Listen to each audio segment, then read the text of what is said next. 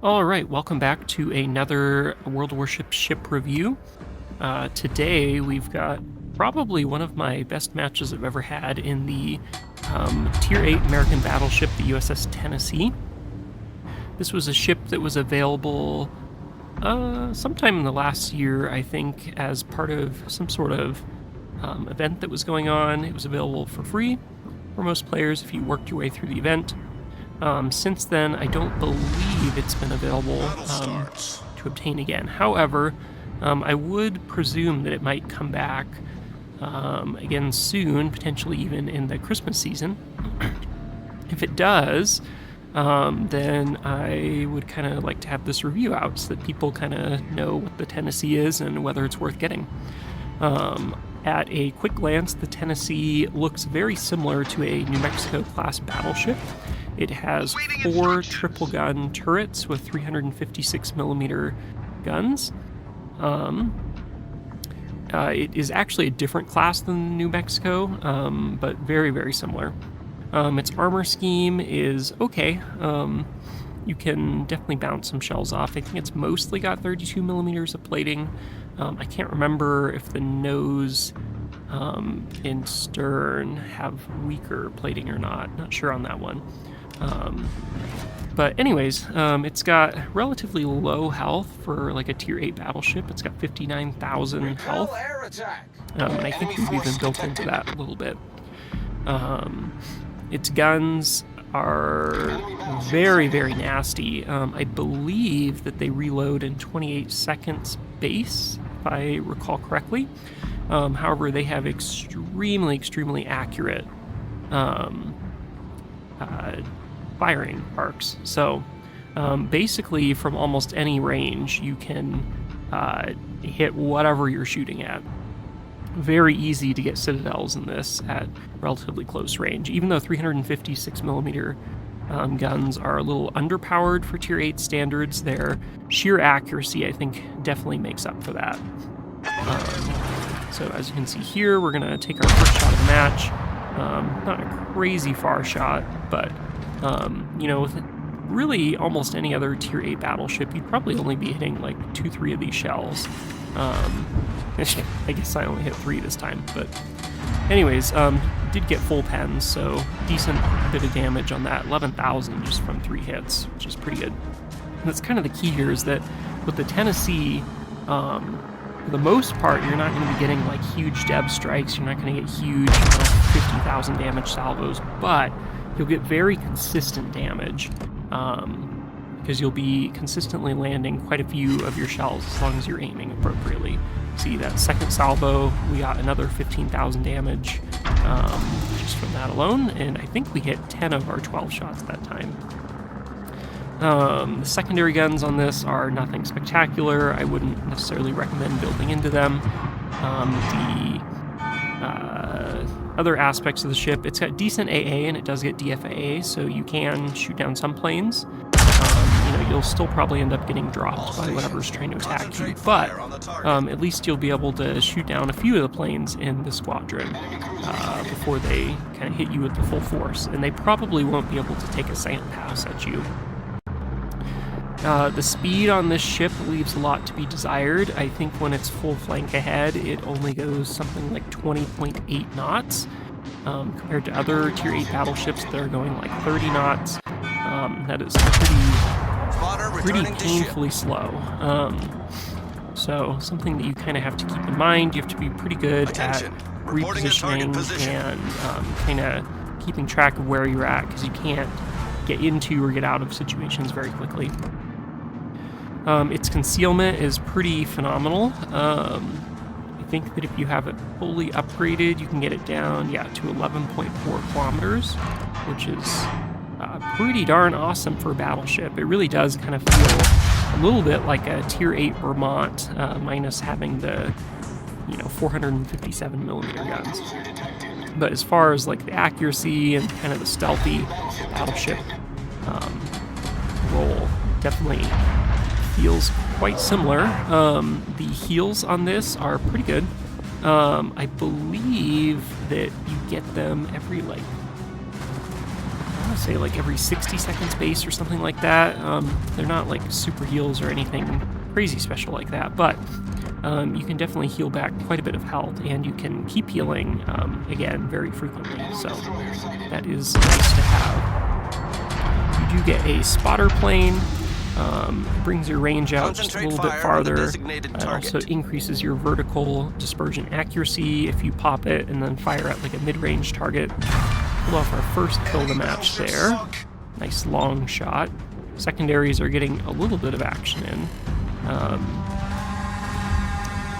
But yeah, and then the DFA that we mentioned, which, you know, helps shoot down a few planes. Other than that, though, just it's really nice having, especially at Tier 8, a battleship that you can actually reliably hit shells on, because it's not something that you see every day. Definitely, I'd say one of my top 5 favorite ships in the game. Concentrate fire Plane's on the coming in. designated A target. little worried that kid is going to try to torp us here, but we should be able to finish it off. And there we go. Kid's down. Landed one overpen hit. Shot down a couple of planes. Kept our destroyer alive, so things are going good. 74,000 damage, 2 kills. Only 6 minutes into the match, so. But yeah, if this ship becomes available, it's currently a blue tier rarity, or what is that, like rare compared to, I think green is like common, something like that. So it would be a little more expensive when it becomes available, if it becomes available to obtain. However, I would definitely recommend picking it up. I think that there's kind of something enjoyable about this for any player that enjoys battleships. Just get those really nice, consistent, accurate guns. Even though on paper, you know, 356 millimeter seems pretty underpowered for Tier 8, I honestly don't notice much of an issue, even when I get up tiered into Tier 10 matches. I mean, you think about other ships with like lower caliber guns, maybe not battleships, but you know, if you think of ships like the Alaska Tier 9 battle cruiser, or even something like a Stalingrad, you know, they've got 305 millimeter guns. So this is larger than those, you know, not as good of reload, but definitely wildly accurate. So, I mean, at really any tier you can make these 356 millimeter guns work. And the key is just kind of knowing what part of the ship to hit. It's fine if you need to switch back and forth between like HE or AP. I think I take a couple of shots in this match. I can't remember. But yeah, you do have that option to kind of go back and forth if need be. Currently, you know, we're in a shootout with a Kearsarge. Kearsarge keeps sending planes our way, I'm trying to aim for the superstructure, because at this range, almost any battleship shells would be bouncing off of the flight deck. So landed a decent little hit there. 8 of our 12 shots hit, and 6 of those 8 penetrated to some degree. Already up to 100,000 damage. Again, going to try to aim for that superstructure, or kind of the edge of that flight deck. Try to see how many full pens we can get here instead of just bouncing them off the deck. Planes are inbound. But yeah, if this comes into the shop at some point, available for straight up doubloon purchase, I would recommend getting it. If it's part of an Admiral pack only, I don't know. Those are up to you. Their Admiral packs are kind of rip-offs in my opinion, but like I said, it's definitely one of my top 5 favorite ships in the game, even though it's kind of a lower tier ship. It's probably the only kind of like mid or lower tier ship that's on my top 5 favorite list, but taking a little bit of damage from this very annoying aircraft carrier who keeps dropping us. We're up to 3 kills, 120,000 damage. At this point in the match, I really didn't notice how well I'd been doing yet, and there's definitely a lot more room to keep doing well in this match as well. But yeah. So that's the Tennessee. Pick it up if you can. Great ship. from here on out, I'm just going to kind of do a review of the battle. At the end of the match, afterwards, we'll take a look at the captain build and ship build. You can skip ahead to that part if you're not interested in watching the rest of the battle, but spoiler alert, it's a pretty darn good one, in my opinion. So, anyways, here I'm just kind of pushing forward. It's just me and this destroyer on this flank. We do have another destroyer kind of a few kilometers to the left of us, or over a little farther east. He's not really going to do us a whole lot of good other than providing a little extra spotting for us. For now, we've got this Nagato that we have to worry about. Nagato, especially when it's broadside, is pretty squishy, so 356mm guns will have no issue causing some pretty massive damage to it as long as it stays broadside to us. If it kind of turns bow in or tries to flee away, you can either aim for its superstructure or we can switch to high explosive.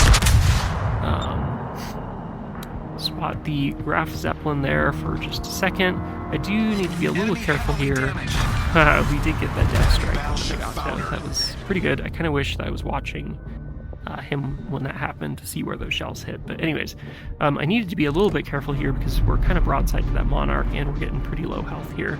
Up to 4 kills, 185,000 damage. That Monarch looked like he was pretty broadside to us, but then he does turn in towards us, so unfortunately all these shells are going to miss it. Or we get one whatever. But anyways, so now the Monarch is focusing on us. He's kind of charging forward, bow in. We've got the enemy aircraft carrier continuing to assault us from the air. And things don't look spectacular for us. I mean, it's a very clear going to be a win for our team, but it's a little unclear at this point whether we're going to survive this Monarch onslaught. Our friendly aircraft carrier is trying to help out. Our friendly destroyer is trying to launch some torpedoes that way. Monarch is burning, it looks like, so we can land some pretty good shots here. We're healing a little bit, but it's not going to get us up very high. We could still very easily die in a single salvo. Land another good hit, get the Monarch down to just a little over 10,000 damage. He eats a torp, which is fantastic for us, and our secondaries open up. And this is our chance to kill him. Again, instead of aiming for the hull, I'm trying to aim for the superstructure. If I aimed for the hull here, I probably would bounce quite a few of these shells. I don't remember what the armor scheme on the Monarch is, but I didn't want to risk just getting a bunch of ricochets. So I aimed for the superstructure, got some pretty good overpens and a couple of regular pens. Monarch still kind of charging towards us. Need to aim high again here. I kind of aim right at the turrets there, but it ends up working out. We land, what is that, 10 of our 12 shots. Get our 5th kill and Kraken Unleashed, up to 223,000 damage and only 1 enemy destroyer left. And this match is very much in the bag. Only 1 ship left. I'm not sure where it's at, but it has to be within 11 kilometers of us, so it's pretty close. Launching some ASW to see if it has its anti-air on. Nothing spotted yet, and then it opens up fire on us. Concentrate fire on the enemy warship. Not the best decision on that ship's part, but especially since it then smokes and is no longer able to spot us. I'm kind of just holding my shot here and waiting for him to get spotted again. Ideally, I'd like to be able to land some good hits on this destroyer. And that's one of the nice things about having such accurate guns, is that I can pretty consistently land quite a few shells on destroyers. Although it might be ideal to have high explosive loaded here. Honestly, it's kind of a hot take. In my opinion, I don't know if it super matters a whole lot whether you hit destroyers with high explosive or armor piercing. The armor piercing, you'll at least get the minimum 10% overmatch or overpen damage, which sometimes seems to be higher than what you'd get from hitting them with high explosive, but seems to be a little bit hit and miss on that. At this point in the match, it probably would have been better to do high explosive, and that's what I'm loading now, but Anytime earlier in a match, honestly, I don't think it's worth, if you're in a battleship, switching to high explosive just to shoot a destroyer. There's so much potential that another battleship or cruiser might roll out broadside to you, and then you're stuck with high explosive loaded instead of armor piercing, which you could deb strike them with. So we do pull off the kill on that destroyer, landing us at 236,000 damage, 6 kills. One of my best matches ever at tier 8 at least. I think I have one ranked match that I did better than this in a Los Andes, so tier 9 ranked. I think I pulled off like 276,000 kills or 276,000 damage and 4 or 5 kills in that match. But anyways, this is very good and great match for me. 2,800 base XP. Definitely kind of carried our team quite a bit here. But yeah, here's kind of the breakdown on our damage per ship. As you can see, we really don't like yank any kills out from underneath anyone. We really dealt a huge portion of all these ships' HP. So I think we definitely earned all these kills that we got. Especially the 2 destroyers. That was pretty good on our part. We took out, half of their health each, so shot down a bunch of planes in that Graf Zeppelin that was coming after us. But anyways, so now we will get out of here in a second, and we will pop into the kind of ship review. So coming here, looking at the armor layout, as you can see, we've got like 32 mil all around, pretty much. A little bit of a torpedo tube protection. We do have a like at water, slightly below water citadel on this, so it is a little difficult for them to land huge hits on you. Survivability, again, we don't have a whole lot of health. Guns, 28-second base reload, very accurate. Secondaries are not worth building into. Airstrike is decent, nothing special. Maneuverability, 20.5 knots. That's pretty painful. So concealability is fantastic. Looking at equipment, absolutely nothing special going on here. Very, very standard battleship builds. Looking into the ship captain, this is what we've got going so far. This is my Vermont build. Still working on leveling up this captain. I will probably personally end up taking the last recommended skill there. Kind of another thought is, well, no, honestly, I think that's probably better. I mean, you could take the basics of survivability, that one, to kind of compensate for the long fire times that you get from the super heavy AP. That basically negates those effects, but hard to say whether that's better than getting an extra heal and longer heal time. So I'll leave that up to you to decide. I'll probably end up going with the 4th tier slot, but yeah, that's the Tennessee. I definitely recommend it, that you pick it up if it becomes available soon. I hope you guys enjoyed, and I will catch you in the next episode.